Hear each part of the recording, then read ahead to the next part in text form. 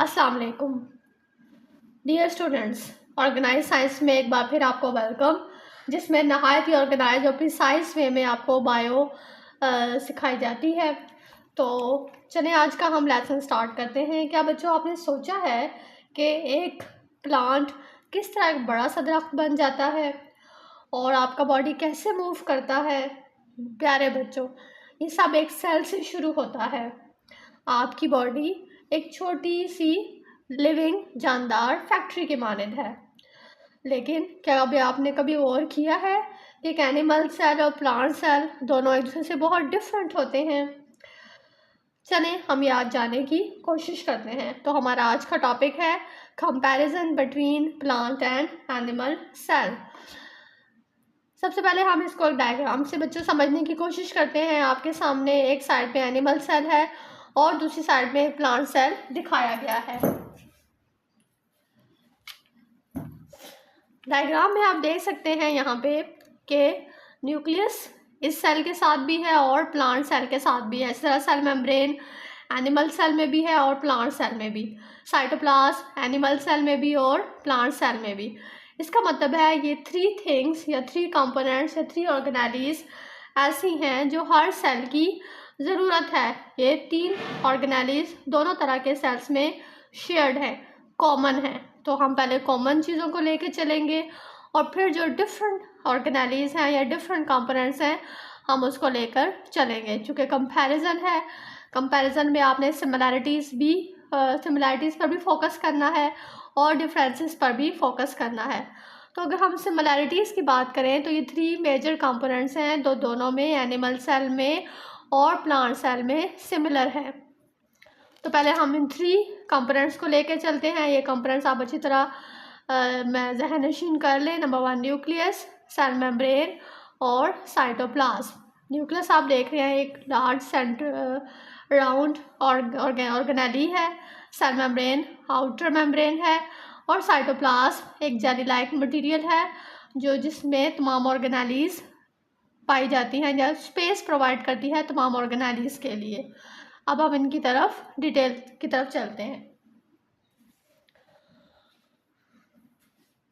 सबसे पहले हम लेंगे shared components common to both. Components या ऑर्गेनेलीज है आपके पास साइटोप्लाज्म, सेल मेम्ब्रेन और न्यूक्लियस। साइटोप्लाज्म क्या है? A jelly like substance that fills the cell. एक जेली लाइक मटेरियल है जिसके अंदर जो सेल को फिल्स करता है, जो सेल को भरता है। एक जेली लाइक सब्सटेंस है जिसमें बहुत सारे न्यूट्रॉन्स, वाटर, सॉल्ट्स वगैरह मौजूद होते हैं। इसका फंक्शन क्या है? What it does? Acts as a home for all organelles and the place where important chemical reactions happen. यानी एक घर की मानद है जहाँ पे तमाम ऑर्गेनेलीज रहती हैं, पाई जाती हैं, या एक ऐसी प्लेस ये प्रोवाइड करता है जहाँ पर बहुत सारे केमिकल रिएक्शंस वक़ूअ पज़ीर होते हैं। Second is cell membrane, a thin flexible outer boundary. एक थिन है, फ्लेक्सिबल है और आउटर कवरिंग या आउटर बाउंड्री है। इसका क्या रोल है, इसका क्या फंक्शन है? Acts like a gate keeper controlling which substances enter और लीव द सेल। यानी इसका फंक्शन एक गेट कीपर की तरह है जो कंट्रोल करता है कि किसने आना है और किसने बाहर जाना है। न्यूक्लियस, अ राउंड और ओवल स्ट्रक्चर कंटेनिंग डीएनए। एक राउंड या ओवल शेप स्ट्रक्चर है जिसके अंदर डीएनए पाया जाता है। एक्ट्स एज अ ब्रेन और control centre that manages cell activities and division. ये एक दिमाग की मानद है, ब्रेन की तरह काम करता है, या कंट्रोल सेंटर है जो सेल की तमाम एक्टिविटीज़ को कंट्रोल करता है और डिवीजन को भी कंट्रोल करता है। आप इसको एज अ बॉस भी कंसिडर कर सकते हैं।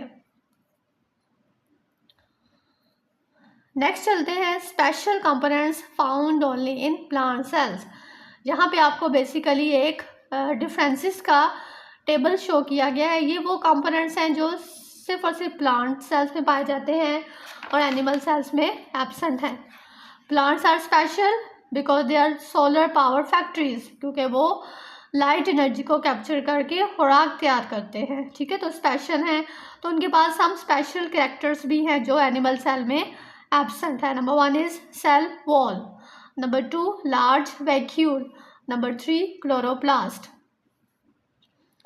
Cell wall, a strong, stiff outer layer made of material called cellulose. एक आउटर वॉल है, आप इसको ब्रिक वॉल की तरह कंसिडर कर सकते हैं, जिस तरह ईंटों की एक दीवार होती है जो सपोर्ट फ्राहम करती है, और ये जिस मटेरियल से मिलकर बनी है दैट इज कॉल्ड सेलुलोज. और इसका फंक्शन क्या है? Acts like a protective skeleton to give the plant shape and mechanical support. Plant को शेप प्रोवाइड करेगा और मैकेनिकल सपोर्ट प्रोवाइड करेगा. Next, large vacuole, a large fluid filled storage sac inside the cell. ये एक बहुत large plant का special component है कि लार्ज है, फ्लूइड फिल्ड है, स्टोरेज के काम आता है, स्टोरेज करता है सैक इनसाइड द सेल, जिसके अंदर लार्ज पानी और बहुत सारे दूसरे न्यूट्रिएंट्स, सॉल्ट्स वगैरह स्टोर होते हैं. फंक्शन क्या है इसका? Stores water and salts. When full it pushes against the cell wall to keep the plant firm और turgid. इसका रोल क्या है कि जब इसमें वाटर और सॉल्ट्स फिलअप हो जाते हैं तो ये सेल वॉल की दीवारों के अगेंस्ट प्रेशर डालता है, जिसकी वजह से सेल वॉल टर्जिड हो जाती है और प्लांट हमें टर्जिड यानी तरोताज़ा नज़र आता है, मुरझाया हुआ नज़र नहीं आता. The last special component is in plant cell is chloroplast, a green organelle that contains a pigment called chlorophyll.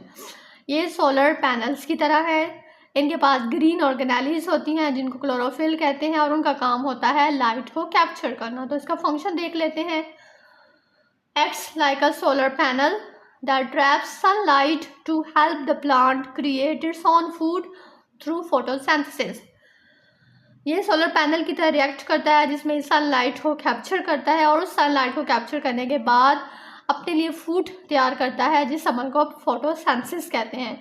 तो बेसिकली ये प्लांट्स की फूड तैयार करने वाली फैक्ट्री है, that is chloroplast, and that organelle is absent in animal cell. तो these are the special components जो plant cell में पाए जाते हैं और उनको एनिमल सेल से डिफ्रेंशिएट करते हैं. होप सो स्टूडेंट्स कि आज का टॉपिक आपको समझ में आ गया होगा. नेक्स्ट आपके लिए एक प्यारी सी वर्कशीट है, आपने इसको नोटबुक पे नोट करना है और उसको आपने फिलअप करना है. ठीक है, नोटबुक के साथ ये एक मैच द कॉलम है और सेकंड कंपैरिजन टेबल है जिसको आपने खुद बाय ऑन जो है वो फिल करना है ताकि आपको पता चले कि आपको टॉपिक कितना समझ आया है. Now you know the basic. Which part of the cell do you think is the most important? आपने मुझे कमेंट से बताना है. Don't forget to like and subscribe for more Science Simplified. Thank you so much.